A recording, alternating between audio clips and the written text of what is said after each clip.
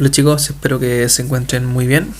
Bueno, la asignatura se denomina Mundo Global y hemos trabajado globalización, la hemos desdeñado bastante bien, pero eso no quiere decir que vayamos a trabajar todas las clases de globalización.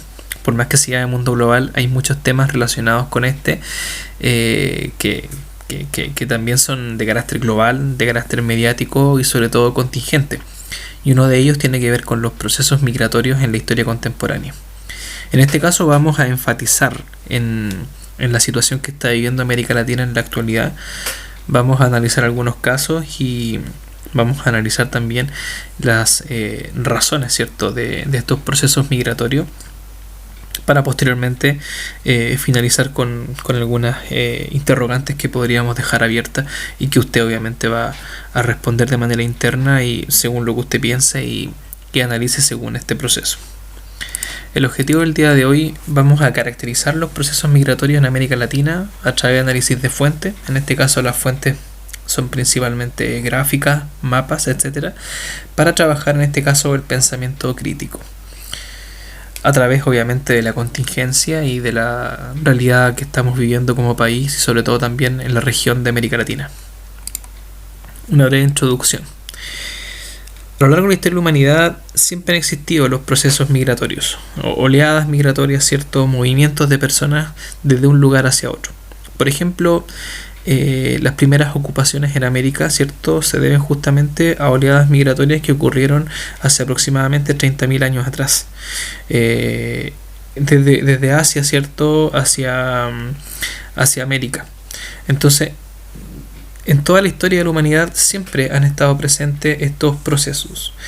Una de las preguntas que siempre me surge cuando analizamos este contenido es ¿qué es migración? ¿Qué es inmigración? ¿Y qué es emigración? Son palabras que se parecen, pero emplean ciertos conceptos distintos. Migración es básicamente el movimiento de personas de un lugar a otro. Eso es migración, ¿ya? Es un concepto súper general. De la migración surgen dos conceptos, que en este caso es la inmigración y la emigración. La inmigración es cuando un grupo de personas o una persona, ¿cierto?, ingresa a un lugar. O sea, ingresa, inmigración. Y la emigración es cuando una persona sale. Si usted, por ejemplo, viaja a otro país, desde la mirada de Chile, usted es considerado un emigrante. Pero desde la mirada del otro país, usted es considerado un inmigrante. Ahí está la diferencia de los tres conceptos. Analicemos los procesos migratorios en el caso de América Latina y Europa. Esta relación Europa-América Latina, desde el descubrimiento de América, ¿cierto?, y desde los principales flujos comerciales y sociales que se dan entre América Latina y Europa, posterior, ¿cierto?, al descubrimiento de América, va a ser fuertemente hasta los días de hoy. Ya eso se va a ir fortaleciendo con el paso del tiempo y a través de los siglos. Nos vamos a basar principalmente en el caso del siglo XX. El siglo XX está marcado por dos etapas fuertemente marcadas por los procesos migratorios. La primera de ellas es la primera parte, desde 1900 a 1950. En este caso, las oleadas migratorias tuvieron escenario desde Europa hacia América. Claro, tiene lógica y sentido porque en Europa se desarrollan, en este periodo entre 1900 y 1950, se desarrolla, ¿cierto?, la Primera y la Segunda Guerra Mundial. Y entre medio, ¿cierto?, tenemos la crisis económica de 1929. Entonces, eso obviamente incita a algunos países como España e Italia a emigrar a América Latina. Y España e Italia comparten el océano Atlántico con Argentina y Brasil. Y es por eso también que Argentina y Brasil van a ser los países que fuertemente van a recepcionar a estos migrantes que van a venir, ¿cierto?, desde España e Italia. Chile también tuvo también una oleada fuerte en este periodo, pero principalmente se va a dar en Brasil e Italia. Desde 1950 a 1990 la realidad va a ser distinta. Van a haber muchos flujos migratorios desde América Latina hacia Europa. principalmente por el desarrollo, ¿cierto?, de las principales dictaduras de América Latina que se van a desarrollar entre esos años, entre 1950 y 1990. Entonces, uno de los elementos en común que tenemos en el siglo XX son los conflictos políticos, ya sea en Europa como también en América Latina. Y a raíz de estos conflictos políticos, y en el caso de Europa tenemos la Primera y Segunda Guerra Mundial incluso, van a haber movimientos de personas, movimientos fuertes de personas. Veamos el caso de el panorama latinoamericano actual. Desde el año 2010 comienza a ser un tema el tema de la migración en América Latina.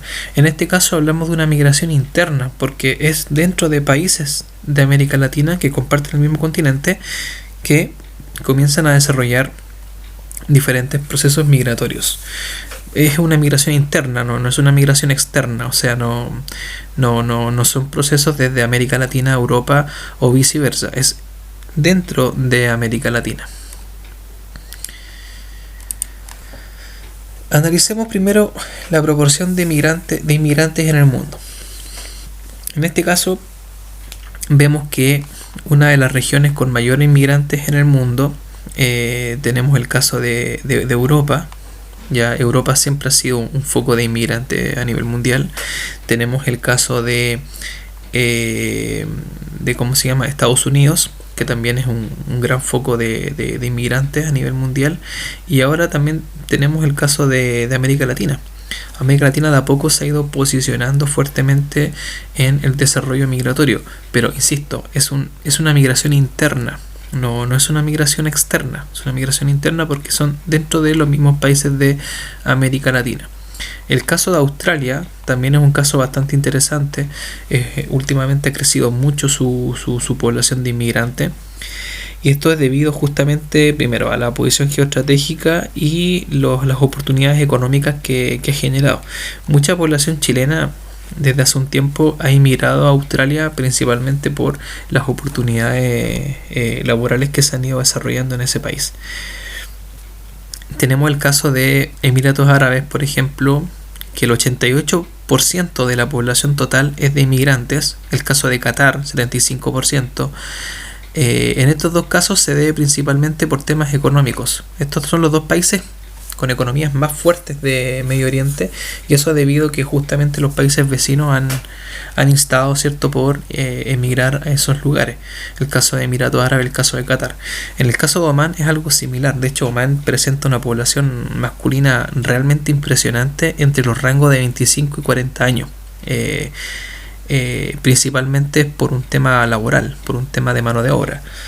El caso de Jordania y el caso de Líbano también se deben, principalmente a temas de conflictos políticos. En estas zonas de Medio Oriente tenemos muchos conflictos políticos, territoriales, guerras también, y eso se debe justamente a porque son los países que presentan mayor inmigración. En el caso de Europa tenemos la situación de Suiza. Suiza tiene casi un 30% de la población inmigrante, que también es un caso. Esto se debe principalmente por el desarrollo económico de Suiza, que ha permitido que muchos países han buscado en él una oportunidad, principalmente países europeos. Tenemos muchos países europeos que han iniciado oleadas migratorias hacia Suiza. El caso de Australia, que les mencioné recién, y finalmente tenemos el caso de Israel, que es otro país, ¿cierto?, de Medio Oriente, por conflictos políticos que se han ido desarrollando justamente en esa zona. Veamos el caso chileno. Bueno, las estadísticas del año 2019, las últimas que tenemos, ¿cierto?, constatan que en Chile hay 1.251.225 inmigrantes en Chile, lo que equivale, ¿cierto?, al 6,6% de la población total. Es un porcentaje relativamente alto. Lo vamos a comparar con los países de la región. Por ejemplo, el caso de Argentina, un 4,9% de inmigrantes tiene Argentina, que igual es una población bastante alta, pero con el tiempo esta población ha ido bajando de nivel. Tenemos el caso de Brasil, que curiosamente tiene un 0,8%, aunque no tan curioso. Eso es principalmente por el tema del idioma. Brasil es el único país de la región, ¿cierto?, de América Latina, que tiene un idioma completamente distinto al español, de manera exclusiva, ¿cierto? Y es la razón de el impedimento que tienen muchas personas, ¿cierto?, de la región de poder emigrar a Brasil.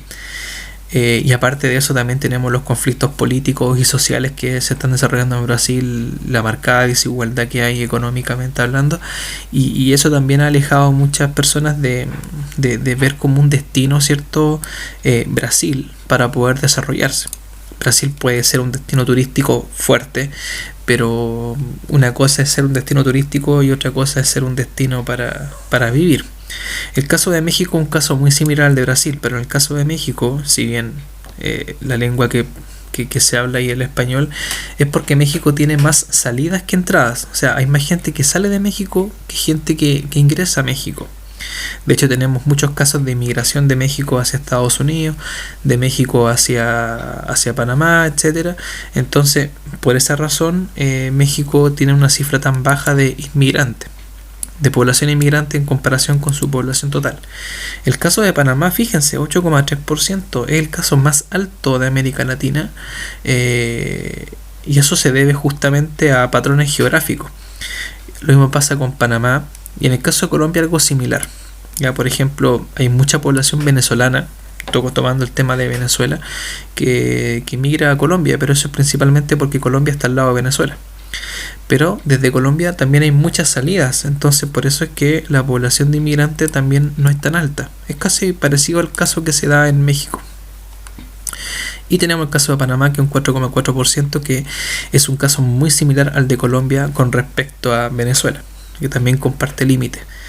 En el caso de Chile, podemos ver, ¿cierto?, que la mayoría de la población inmigrante corresponde a la venezolana con 400.000, después le sigue la peruana con 223.000. Durante mucho tiempo la población peruana era la población mayoritaria de inmigrantes que había en Chile, pero ahora fue superada por la venezolana. Le sigue la población haitiana con 179.000, después Colombia, Bolivia, Argentina, Ecuador, España, Brasil, todos países de la región, ¿cierto?, de América Latina, y finalmente República Dominicana, que de a poco también ha iniciado un proceso migratorio bastante fuerte. Yo les mencioné el caso de Costa Rica y el caso de Panamá. Estos dos países son países que tienen fuertes procesos migratorios internos. ¿Ya? ¿A qué se debe esto? Se debe a dos factores. Primero, tenemos el caso de República Dominicana, tenemos el caso de Haití, ¿cierto?, que está justamente acá al lado, que ha iniciado también sus procesos migratorios, y estos países, para poder ingresar acá, tienen que pasar por Costa Rica o Panamá. Entonces, al ser países que están conectando el sur de América, Centroamérica y Norteamérica, son países que tienen flujos migratorios muy fuertes. El caso de Costa Rica, el caso de Panamá. Y es por eso que Costa Rica y Panamá tienen tan fuerte migración. Posteriormente después vendría Colombia y así sucesivamente. Y de aquí viene un esparcimiento, ¿cierto? Muchos migrantes se van a Perú, otros se van a Argentina y otros se van a Chile. Es así como se da esta pequeña radiografía de la migración en el caso de América Latina. ¿Cuáles son las razones de la inmigración? Bueno, las razones son variadas, ¿ya?